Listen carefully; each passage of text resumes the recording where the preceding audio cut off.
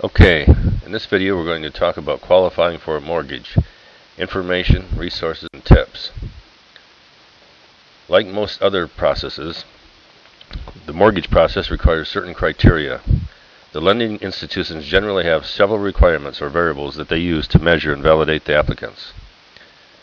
Most lenders categorize three major factors. One is your credit score along with your credit history. 2, the down payment, and 3, your debt ratio. In your credit history or score, which we'll actually talk about separately, the first step is actually pre-approval, also called pre-qualification. This is where the applicant goes through a type of pre-screening to determine if there is any credibility before the process begins. Once this process is complete, the applicant's major factors, as mentioned above, will be evaluated along with numerous other variables. Once the process is complete, and if it's satisfactory, a clear to close will be given. Keep in mind, however, that the lending institution can actually evaluate your credit history the day of the close to make sure no bad rating has been incurred since the pre-approval stage. Your credit score may be one of the most important factors in applying for a mortgage or remortgage. Credit scores run from 300 to 800 or more. The lower your score, the higher your risk, the higher the interest rates, and the higher the down payment you need to make. Conventional loans with standard rates will generally be given to individuals with scores ranging from about 600 to 700. Individuals with scores over 700 generally have access to some of the lowest rates as a result of their credit worthiness. If your credit score is below about 600, you're going to be asked most likely to provide a substantial down payment, and you will be charged a higher percentage rate. A tip here regarding credit cards. If your credit score is high in the 700s, for example, and all other factors being constant, a likely reason that you're not even higher, such as in the 800s, is because you may be carrying credit card balances that are often over 50% of the credit card limit. If you would like to see a score in the 800s, try carrying credit card limits that are less than 50%.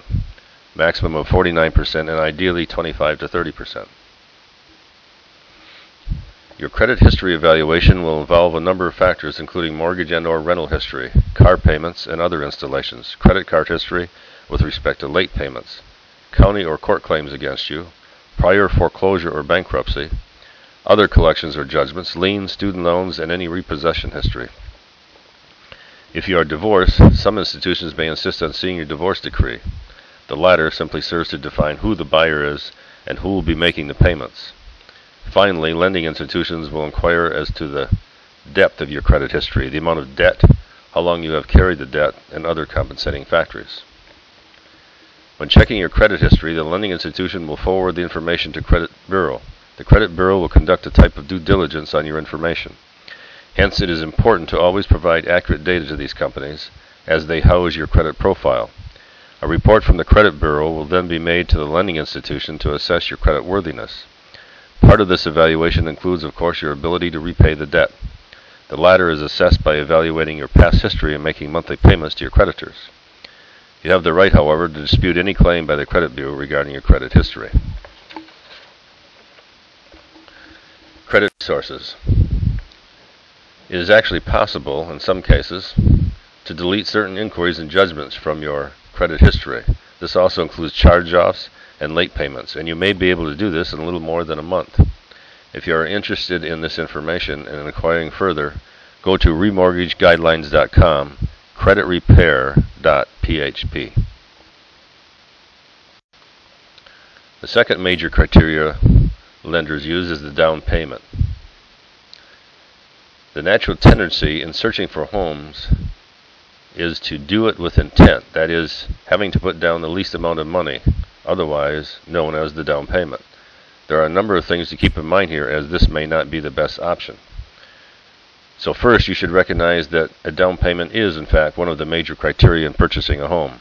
The lower the interest rate, the better will be your loan arrangement. By this we mean that your overall monies you spend attributable to interest over the course of the loan will be less. Secondly, the more money you can put down, the less your overall costs of the loan will be.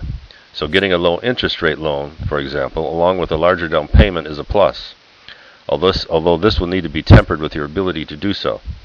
Most loan structures will require a down payment of 0 to 20%, with 10% being quite common.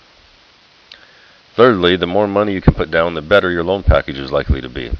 For example, you will likely save on private mortgage insurance in addition to overall interest monies. A larger down payment also means that you will have greater equity to start with, and this can pay dividends for future financial decisions. The third important criteria to lenders is debt-to-income ratio. Your debt-to-income ratio, or DTI, is basically a tool the bank uses in an effort to measure your ability to pay the loan. The greater the debt burden and the less the income, the less your ability to repay the loan. Generally, this figure is calculated on a monthly as opposed to annual basis. The ratio compares the amount of your debt, less the mortgage payment, to your gross monthly income. So for example, if your monthly income is $5,000 and your monthly debt is $1,500, then your debt-to-income ratio is simply 0.3 or 30%. Obviously, the lower this ratio, the better. Although each financial institution may vary somewhat, if this ratio is under 20%, you are usually in a favorable position. A recommended ratio is under 15%. The less debt you carry, the more you can save. The ratio is simply known as the DTI ratio. As mentioned earlier, it helps lenders estimate the amount of money that they can lend to you. In essence, it's a measure of their risk of the loan to you.